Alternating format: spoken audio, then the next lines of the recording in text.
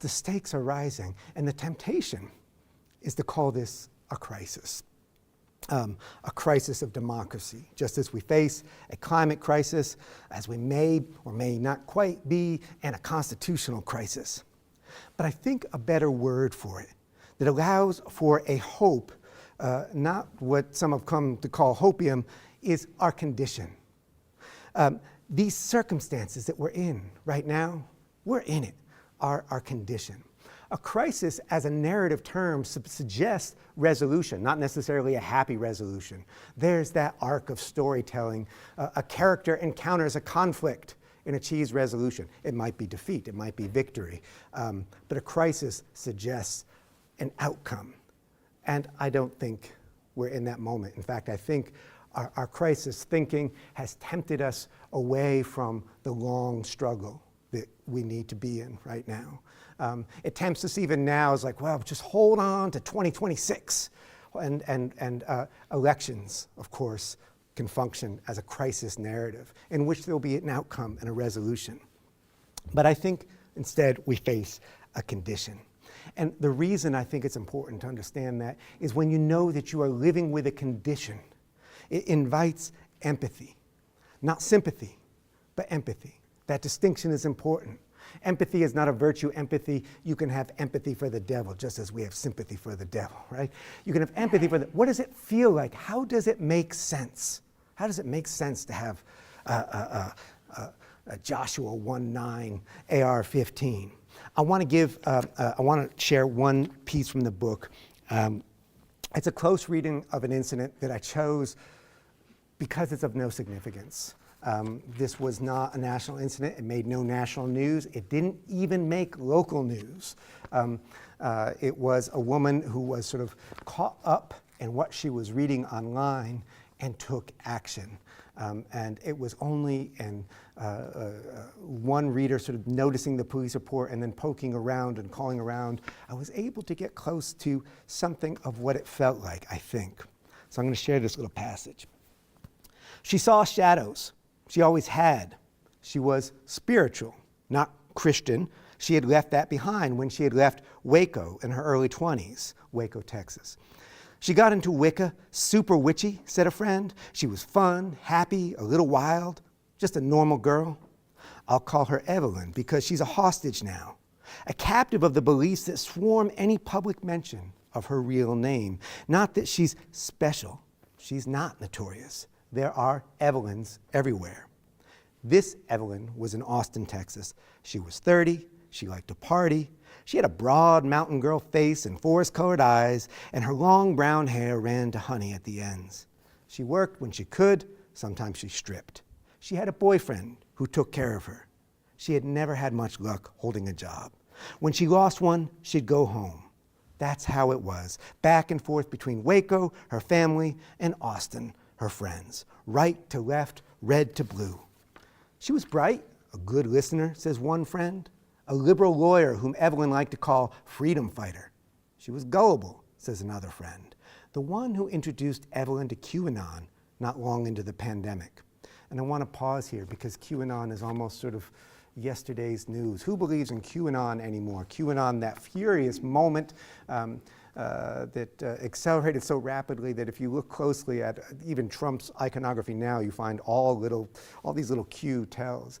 But I would suggest that the ethos of QAnon, which is that Gnostic, bastardized Gnostic gospel, reading for secret signs, endures. It endures, for instance, when we hear our Attorney General, Pam Bondi, explain to us that this man from Maryland who has been sent to a prison in El Salvador not to return is a member of MS-13. And how does she know? She just knows.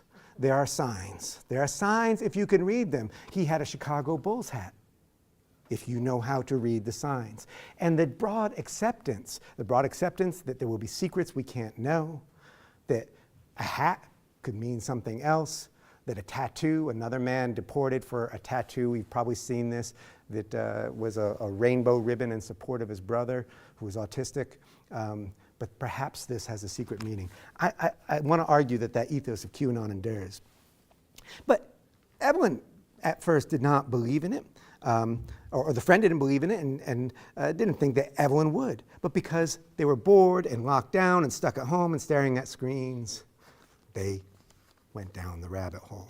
For shits and giggles, said Evelyn's friend, nothing more, which is how Evelyn came to believe that the shadows she'd seen within Wicca as the nuances of life might be, no, were, actually the satanic forces of which QAnon warned. She learned an anonymous figure, she learned an anonymous figure on a message board was in fact a government insider. He revealed President Trump's decades-old plan to destroy the deep state, the satanic forces. It's been going on for centuries, she wrote to her friend, freedom fighter. Q communicated through cryptic drops. She thought this wise. Q could transmit only to those willing to discern. Evelyn discerned. She followed the white rabbit. She went further down the rabbit hole. She drank more. Her mind raced. Her hair grew wild. Her skin became ashen, except when it flushed with color. She could feel her blood moving, she said, in strange ways. And so what she did, because she came to believe in the numbers that 800,000 children are being abducted a year. That's also the number that compelled Ashley Babbitt to storm the Capitol and go to her death.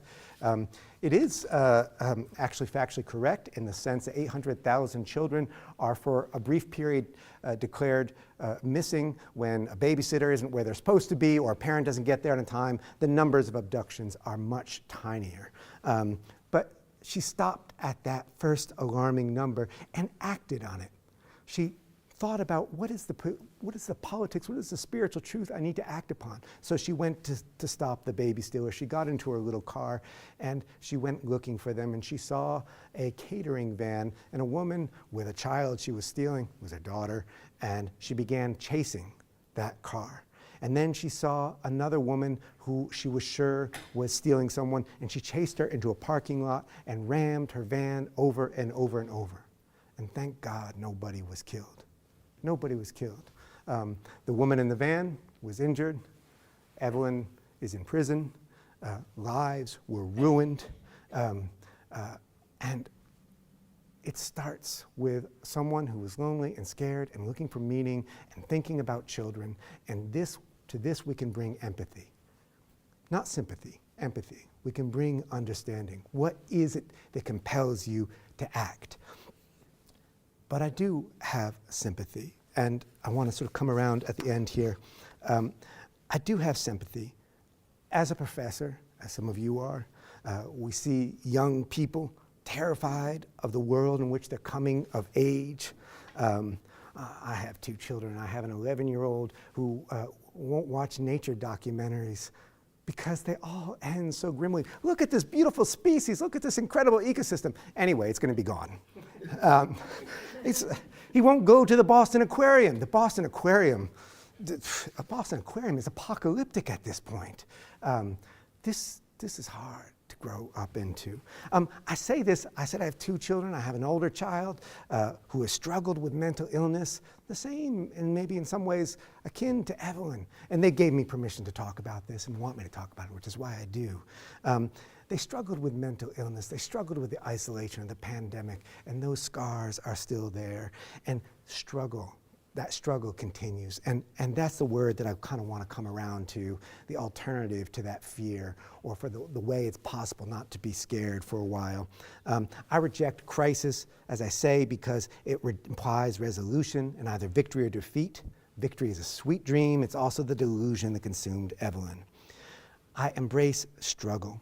I embrace struggle because it doesn't have a beginning and an end. My child lives with those hard memories of that isolation, I think, as do we all. And we all live with climate change. That's a condition. That's not a crisis. The glaciers that have melted are not coming back. There may be a way in which we learn to live with this, but we're not getting back what was lost. We're not getting back what was lost in our history of peaceful transfer of power. That's gone. We're not getting back the delusion that America is somehow uniquely immune to authoritarianism. That's gone too. So we live with these conditions. And the only way to live with them is to keep struggling. And that struggle, as a parent, it asks of me love, but more than that, solidarity. My child is trans, and every trans child now in America is on the front lines of this slow civil war. And I think I call it a slow civil war because there are casualties. And talking about this, I want to talk about another young man named Ashton Clatterbuck, a young trans man who grew up in struggle because a pipeline was trying to, not the one in Standing Rock, they were trying to build a pipeline through his backyard, not far from here, I guess, in Lancaster, Pennsylvania. And his family said no. And then he transitioned as a teenager. And then he stood in line at a General Mike Flynn event. He stood in line to meet him, to shake his hand and say, I just want you to know you just shook a trans man's hand. He was a man of great courage until he was broken. And last year he took his own life. And in talking about this, I bring up Ash, the nephew of a dear friend, because he was brave and because he lost that fight and because we're still here and the struggle continues. So if we look at that, well, why would you tell me that story? Because we're still here, because we are called to solidarity with the trans children among us, because they are us. Anything less is a submission to the delusions that consume the minds of Evelyn, that is burning through our many churches, that is seizing control of school boards. I think of a school board member I met in Waukesha, Wisconsin. Her proposal was that we should just stop teaching science altogether. That is persuading so many young men that being a man means being angry. The struggle demands not support, but solidarity. If my child is targeted, I'm targeted. And if I'm targeted, you're targeted. And I think we're learning that in a very real way. A tough student who writes an op-ed is gone. Here at Penn State, a number of students have their visas revoked. At Dartmouth, where I teach, students who, people are searching for any hint of political. We can't find it. Gone. In Vermont, where I live, a young man shows up after living in the United States for 10 years for what he is told will be his citizenship interview. He's so excited he brings a state legislator with him to witness it, and instead she witnesses a group of masked men sweep him into an unmarked car. There is no other.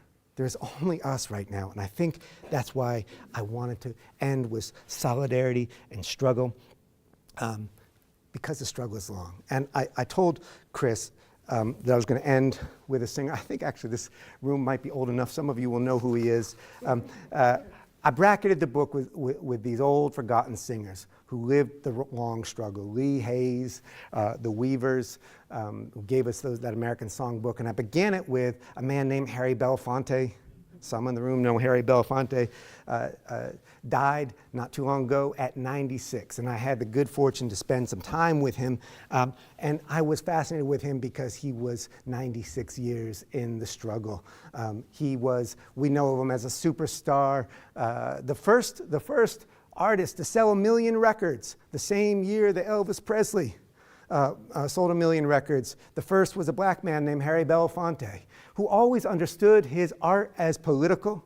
Deo, that song, that most famous song of his, he says, that's a work song. That's a radical song. He says, I charm them, and then I bring them into the fold. Who bankrolled the civil rights movement, who was Martin Luther King's, one of his close friends, who put his own life physically on the line. I want to end with something that Harry said. We were talking, and he says, we dissolve the past into the inevitability of the present, as if this world of ours had to be, as if there were no others, slipping away from us even now if we don't struggle for them. I say, the question you asked, we'd been talking for a while, was how do you be a truth teller? Belafonte deadpans. Find out what the reward is for truth telling. He means his friend Martin found out. You get killed. I say, maybe you get to stand on a stage in Montgomery, Alabama. He had led that second march from Selma to Montgomery, and he stood on a stage outside the governor's office, and they sang terribly. They were so exhausted and tired, but it's a beautiful moment. You get to stand on a stage in Montgomery, Alabama at the end of a long march and sing a couple of songs. And Harry says, that's the best stage there is. Because in all these things, he warns, there is death right afterward. There was a very successful march, boom, the civil rights time now. Medgar Evers murdered. There was the March on Washington, and then 4 little girls. That was the 16th Street Baptist church bombing in Birmingham. Every time, he says. After that day in Montgomery, when he stood on that stage, Klansmen murdered a mother of 5 who was driving marchers back to Selma. Belafonte says, after every great victory, a great murder. They're going to let you know you didn't win. And that's why he says he's been angry for so long. He was in his early 90s by then. It's what keeps him alive. But there's the thing about anger and the long struggle. He says where your anger comes from, he says, is less important than what you do with it.